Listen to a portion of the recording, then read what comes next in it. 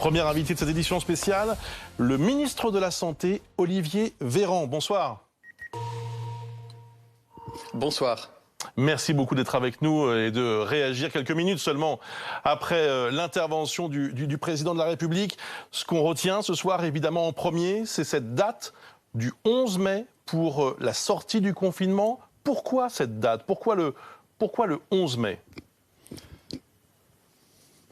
Nous constatons d'abord que les efforts des Français commencent à porter leurs fruits.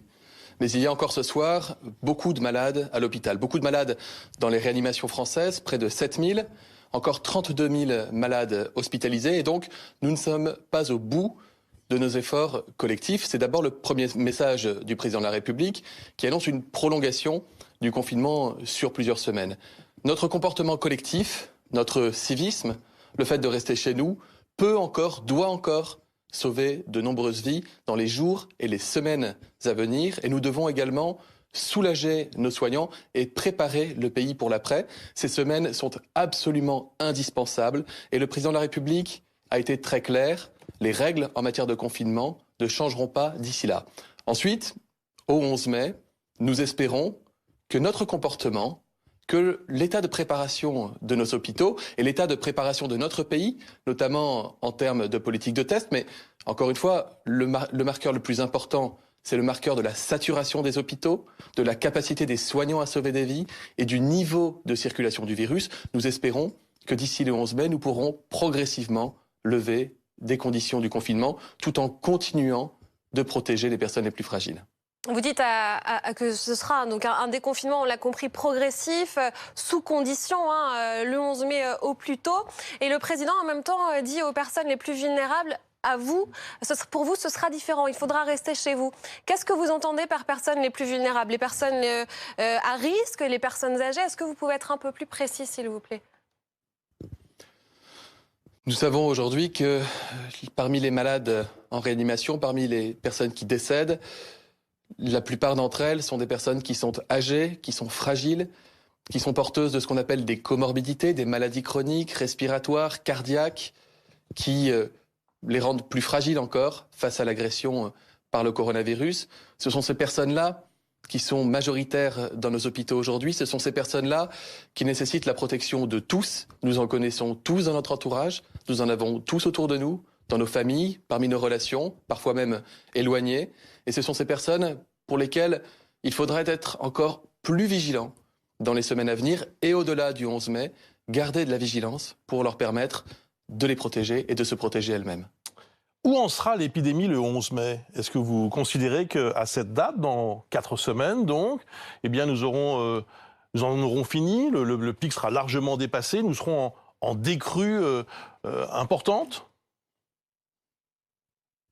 Ce que nous constatons depuis plusieurs jours, c'est que nous avons atteint une forme de plateau dans l'épidémie. C'est-à-dire que le nombre de patients et d'admissions à l'hôpital ne chute pas de façon vertigineuse, mais qu'il a cessé sa croissance et que surtout, le nombre de sorties des malades de réanimation est depuis maintenant 3 jours supérieur au nombre de malades qui rentrent dans les réanimations. Ce que le président de la République a dit tout à l'heure, c'est le formidable exploit de nos soignants. L'incroyable mobilisation de tous, première ligne, deuxième ligne, et surtout ce qu'a réussi notre hôpital, public et privé, à savoir permettre de soigner toutes les personnes qui avaient besoin de soins dans les meilleures conditions, lors même que, je vous le disais il y a quelques minutes, il y a presque encore 7000 malades du Covid dans les réanimations, alors que nos réanimations ne contiennent normalement, en temps normal, que 5000 places. C'est dire tout l'effort qui a été réalisé. Ce que nous regardons, c'est la décroissance du nombre de la saturation des hôpitaux, la décroissance du nombre de nouveaux diagnostics, et c'est ce que nous attendons, c'est ce que nous espérons dans les prochains jours et les prochaines semaines. Le président l'a dit, je le dis également à chaque fois, il faut être humble face à un virus que nous ne connaissions pas, dans des conditions d'une épidémie jamais connue sur l'ensemble de notre planète, et qui nous contraignent en permanence, et qui nous obligent en permanence, et qui nous poussent en permanence à nous adapter, à être capables de réévaluer, les politiques sanitaires. Ce que nous pensons sincèrement aujourd'hui et ce que nous constatons, c'est que, encore une fois, l'effort des Français, ce confinement en place dans notre pays depuis plusieurs semaines, non seulement sauve des vies, mais permet d'entamer la décrue de l'épidémie. Nous verrons à quel niveau de l'épidémie nous serons dans 4 semaines, mais comme toujours, nous nous y préparons. Est-ce que vous pouvez garantir que le 11 mai, il y aura des masques pour tout le monde? Et dans ce cas-là, ça marchera comment? Les masques seront distribués, par exemple, à l'entrée du supermarché ou à l'entrée du métro? Ça se passera comment?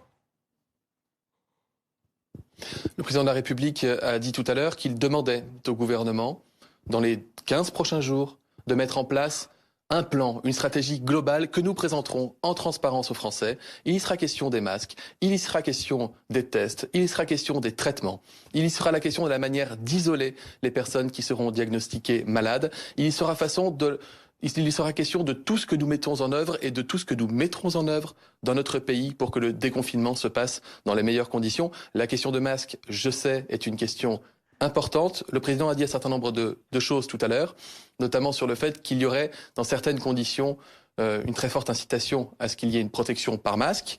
Vous le savez, les entreprises françaises ont été totalement réorientées dans leur capacité à produire des masques dits grand public, quand dans le même temps, nous importons massivement des masques en provenance de Chine et que nos propres entreprises nationales ont multiplié leur capacité à produire ces moyens de protection pour l'ensemble des soignants de notre pays. Encore une question, Olivier Véran. Les tests.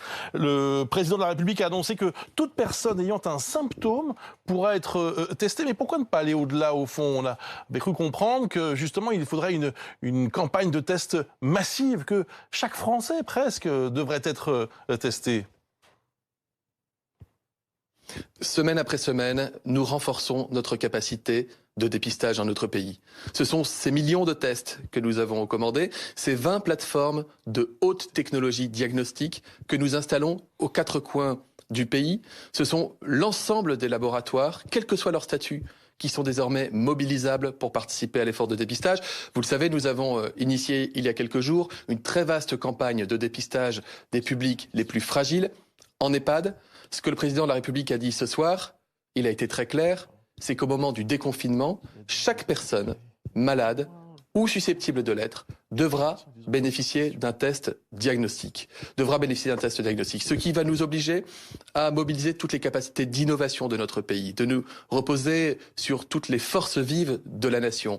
Nous devrons envisager des tests évidemment avec les hôpitaux, avec les laboratoires, mais également nous appuyer sur des équipes mobiles, des drive tests, mais également les pharmacies et encore bien d'autres structures qui seront nécessaires. Et grâce à ces tests, tout malade diagnostiqué pourra être isolé, et nous pourrons ainsi casser les chaînes de transmission du virus.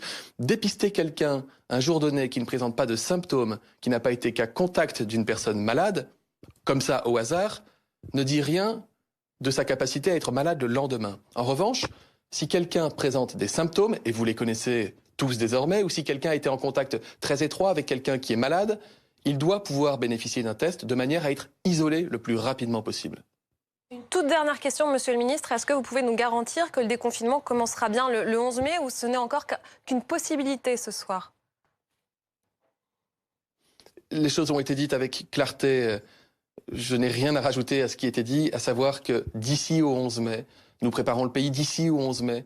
Nous constatons et nous espérons cette décroissance continue du nombre de malades.